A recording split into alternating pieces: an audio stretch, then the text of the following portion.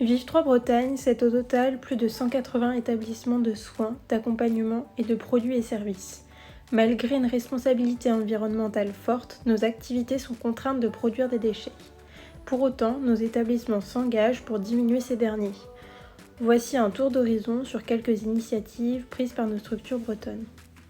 Commençons par la résidence Les Couleurs du Temps, sur la commune de Pont-Scorff, qui a décidé de s'équiper d'un écodigesteur. Lors d'une discussion avec un enfant de résident qui construit les écodigesteurs, on a eu envie de se lancer dans l'achat de l'écodigesteur. Il suffit de l'ouvrir et de mettre les déchets dedans, comme dans une poubelle. Alors les avantages, c'est que ça va réduire nos déchets par 3, donc on aura 3 fois moins de déchets. Le deuxième avantage, c'est qu'au final, on peut récupérer un compost qui peut servir à alimenter les jardins. À la crèche Les Petits Bouts du Goëlo, située à Plérin, le personnel a décidé de remplacer les solutions jetables par des gants de toilette lavables. Alors, nous utilisons des gants réutilisables pour faire le change des enfants, que ce soit de la selle ou de l'urine. On fait 2 lavages dans la journée. Pour essuyer les mains, on utilise des carrés de serviettes. Ici, bienvenue à la résidence de Kerloudan à Pleumeur qui a décidé de mettre en place un coin Kerlou Collect. Un peu avant l'été, on s'est dit qu'on allait réorganiser un peu le hall et ça nous a paru chouette de dédier un lieu à la collecte, pas seulement, aussi un peu d'informations pour sensibiliser vraiment sur le geste. On a acheté des bacs qui séparent le plastique, les papiers et puis le verre. Le bouchon, en fait, c'est une association de Lorient qui passe très régulièrement récupérer les bouchons en plastique. Les journaux, le papier exclusivement, un collecteur de piles. Rendons-nous maintenant à la microcrèche Vanifraise située sur la commune de Plougastel. Afin de susciter des échanges entre les parents et les enfants, on met à hauteur d'enfant des photos qui sont plastifiées et au lieu de les jeter en fin de mois, on fait des petits livrets qui sont mis à disposition des enfants dans la salle de vie.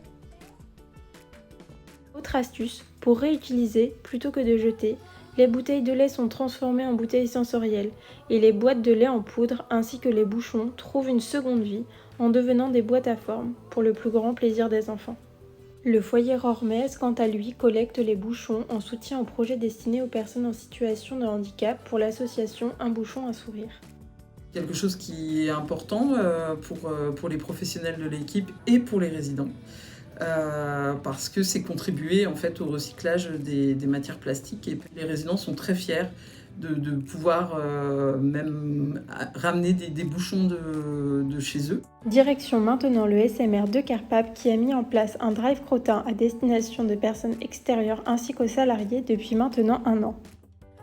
Bon sens en fait qui nous a conduit à cette idée, le bon sens d'Erwan en particulier. On s'était dit ce serait bien qu'on fasse profiter de ça à tout le monde, sachant qu'il y avait déjà l'UEROS qui en profitait. Et donc on a fait cette fameuse journée crottin, qui était plutôt une journée assez sympathique et conviviale, mais beaucoup de travail pour le coup de charger les sacs. Et c'est là qu'Erwan s'est dit pourquoi pas faire un espace où on déverse le crottin au fur et à mesure, et des gens sont au courant et peuvent venir se servir librement et raisonnablement pour qu'il y en ait pour tout le monde. Ça nous libère une charge de travail parce que ça libère aussi le fumier qui s'entasse dans les champs et dont je suis obligé de me débarrasser.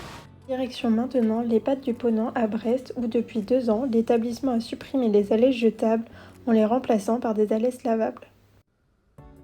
Au-delà des économies réalisées chaque mois, en n'ayant plus les coûts liés à l'achat des alaises jetables, ce sont plusieurs dizaines d'alaises qui ne sont pas jetées dans le tout venant. De plus, le confort des résidents de l'EHPAD n'en est qu'amélioré, le tissu étant pour eux plus agréable.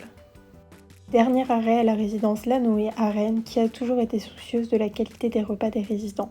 La direction a fait le choix en 2016 de travailler avec un prestataire de restauration locale très attaché à l'utilisation des produits frais uniquement.